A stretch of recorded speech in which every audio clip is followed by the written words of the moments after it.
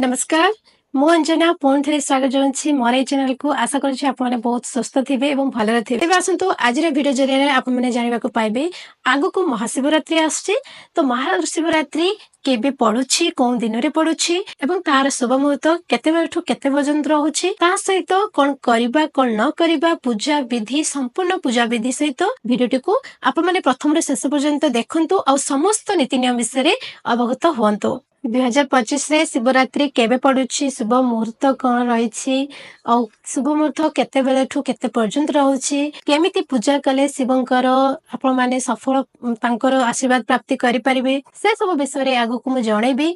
ता पूर्व जदि आपण मो चैनल नुआ अछंती तबे चैनल टी को सब्सक्राइब करनेबे और पाखरे थे बेल आइकन को प्रेस निहाती करिवे सेटा भूलिबेनी जहा पर आपण मन को नुआ नुआ वीडियो रो नोटिफिकेशन मिलि जिवो और एवं आपण माने किछ नुआ नुआ सिखिबा को पाइबे। ता सहित वीडियो टी जदि भल लागि थाए तबे वीडियो को लाइक कमेंट शेयर निहाती करिवे जहा पर आपण किछ सिखिया सहित आपण माने जो मन को शेयर करिवे से माने भी किछ सिखिबा को पाइबे। ता सहित आपण जदि शिव भक्त जदि अछंती तबे कमेंट रे मते ओ नमः शिवाय लेखि दियो। ए वर्ष महाशिवरात्रि पड़ुछि 26 फेब्रुआरी को जोटा कि आमे समस्त पालन करिवु और तांकर जो शिवंकर जो शुभ मुहूर्त रही पूजा विधि आप माने कौन शुभ मुहूर्त रे पूजा आरंभ करिवे से सब जो शुभ मुहूर्त टाइम रही से गुड़ी को आपको स्क्रीन जरिया देखी आप स्क्रीन में देखु एवं बुझंतु भल भाव में से ही तिथि से ही शुभ मुहूर्त अनुजाई आप माने पूजा आरंभ करंतु। आग को आसुछि महाशिवरात्रि से जो माने महाशिवरात्रि व्रत करने चाहूँगी से ये भिडियोटी बहुत हेल्पफुल हेबो। प्रति वर्ष महाशिवरात्रि फाल्गुन मासर कृष्ण पक्ष चतुर्दशी तिथि रे महाशिवरात्रि पालन करा जाए। एही तिथि बा एही दिन रे माँ पार्वती एवं प्रभु शिवंकर विवाह संपन्न होइथिला सेथिपई एही दिन को महाशिवरात्रि रूपे पालन करा जाए। ता सहित विश्वास रही जे पृथ्वी रे 12 ज्योतिर्लिंग आविर्भाव होइथिले एही दिन एही तिथि रे सेहिथिपई मध्ये एही दिन महाशिवरात्रि बोली कुहा जाए। चलित वर्ष फेब्रुआरी 26 तारीख बुधवार रे महाशिवरात्रि पालन करा जिवो। अनेक जन प्रभु शिवंकर नाम जप करंती प्रभुंकर आराधना मध्ये करंती तेणु शिव शंकर हेउछंती दयालु भगवान को भक्त माने जहा मागंती प्रभु शंकर ताहा निश्चय पूर्ण करंती। महादेव को जेते सबु सुगंधित फूल एवं विषाक्त फूल अत्यंत प्रिय होइथाय जेमिति कि नाग चंपा धला मंदार अरख गयस स्वर्ण चंपा धला दुर्दुरा टगर इत्यादि। ता पूर्व मु आपण मानकु एतिकी कहबी जदि आपण मानकु वीडियोटी भल लागे वीडियो को लाइक करिवे कमेंट करिवे और कमेंट रे आपण माने लिखि देबे ओ नमः शिवाय। जदि आपण माने मो चैनल नुआ अछंती तेबे चैनल को सब्सक्राइब कर देबे एमिति वीडियो गुड़िक देखिबा पई। ता सहित नाली पद्म नाली कनियर बेलपत्र अत्यंत प्रिय होइथाय। एही सब फूल महाशिवरात्रि रे भगवान शिव को अर्पण करिबा बहुत भल। ता सहित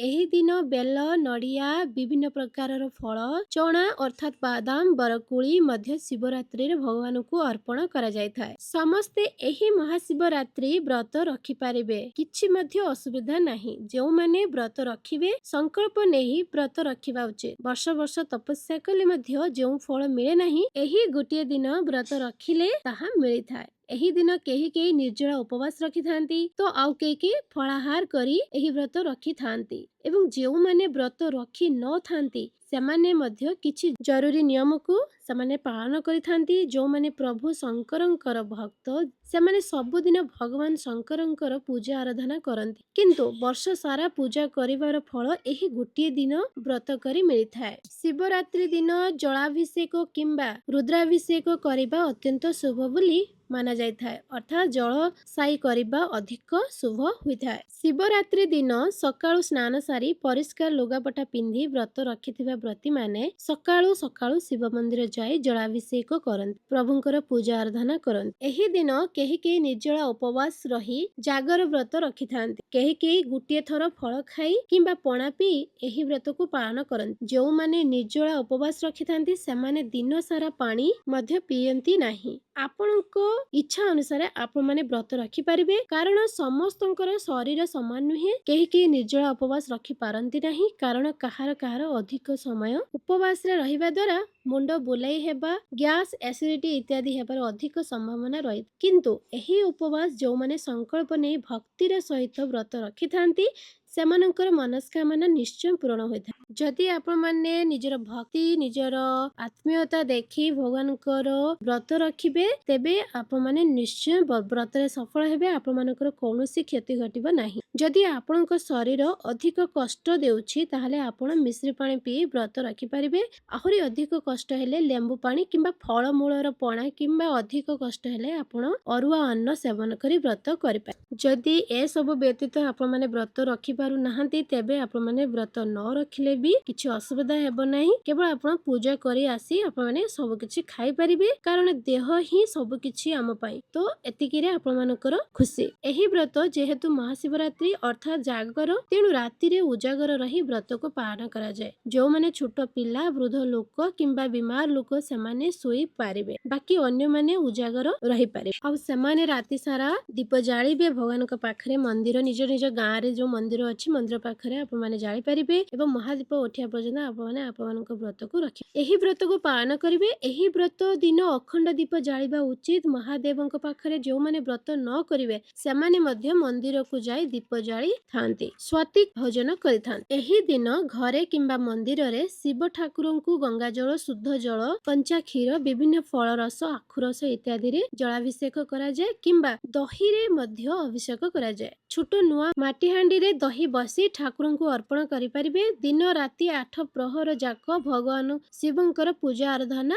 होइथाय। जो माने व्रत रखिबे सेमाने ठाकुरଙ୍କ ध्यान करिबा पई शिव सहस्र नाम शिव पुराण शिव रात्रि व्रत कथा शिव स्तुति शिव अष्टकम शिव सूत्रम उच्चारण किंबा पढ़ी पारिबे किंबा मोबाइल फोन रे किछि शिवंकर स्तुति को सुनि पारिबे किंबा किछि नहले मध्य ओ नमः शिवाय एही मंत्र को दिन सारा जप करि पारिबे। एहा द्वारा महादेवଙ୍କ कृपा लाभ होइथाय। शिवरात्रि दिन काहा सहित अधिक कथा हेबे नाही कि काहा को खराब की गाली झगड़ा करिवे नाही। महादेवଙ୍କୁ जेहेतु धळा रंग प्रिय एही रंगर चिकिचिकिया वस्त्र किंबा धळा गामुछा अर्पण मध्य करि पारिबे। तापरे ननांकु सेही गामुछा को देई पारिबे। एहा बहुत शुभ होइथाय। वस्त्र सहित दक्षिणा निश्चय देवा उचित। जे कोनोसी पूजा हेउ दक्षिणा बिना पूजा असंपूर्ण होइथाय। एही दिन घर को रुद्राक्ष आनिबा बहुत शुभ होइथाय जहार दिनटी अत्यंत शुभ होइथाय। एही दिन पिला मानकर नामकरण कर्णबिंध संस्कार अन्नप्राशन नुआ घर आरंभ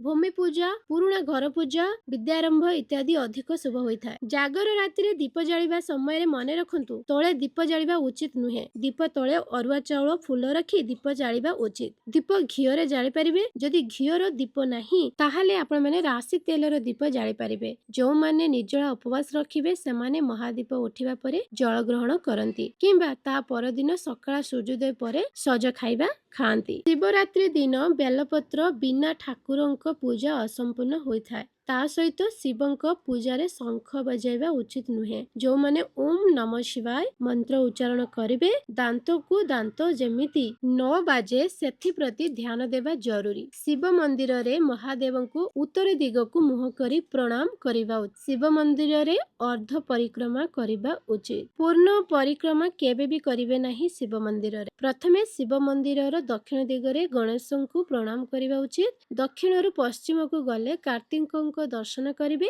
पश्चिम रु उत्तर को गले सेठी मां पार्वती विराजमान करिसंती। मां को पई शंखा सिंदूर फूल दुब फल मूल जहा नेथिबे मां को पूजा करी तांको प्रणाम करिबा उचित। सेठी मां को सम्मुख रे पादुका नळा थाए सेठू फेरी आसीबे। पादुका नळा को केबे भी डेई की जिबा उचित नुहे। एही परी अर्ध परिक्रमा करिबा उचित। शिव मंदिर रे पूर्ण परिक्रमा करिबा उचित नुहे। गर्भवती नारी मानकु 6 ରୁ 7 मास परे कौनसी पूजा कार्य करिबा पई बारण रहिथा। एहाकु किछि जण भूल बोली कहि पारंती किंतु एहा शिव संहिता रे वर्णना रहिछि। एहा शास्त्रीय नियम अनुଯାयी होइथाय। एहार कारण हेउछि गर्भवती महिलांकर 6 ରୁ 7 मास परे शरीर रे अधिक भारी अनुभव कष्ट इत्यादि आरंभ होई जाय। तेनु गर्भवती महिला एवं शिशुर सुरक्षा दृष्टिरु एमिति कुहा जायछि। मासिक धर्म समय रे जो माने पूर्वरु जागर व्रत करि आसुछंती से माने व्रत रखिबे किंतु मंदिर जिबे नाही कि पूजा करिवे नाही। किंतु जो माने प्रथम थर पई व्रत आरंभ करिवा पई चाहुछंती से माने व्रत को मासिक धर्म समय रे आरंभ न करी पर वर्ष आरंभ करिबा उचित। काहे କାହିଁକି ନା ମନ୍ଦିର ଯାଇପାରିବେ ନାହିଁ କି ପୂଜା କରିପାରିବେ ନାହିଁ। ତେଣୁ ଏ ବର୍ଷ ବ୍ରତ ଆରମ୍ଭ ନ କରିବା ହିଁ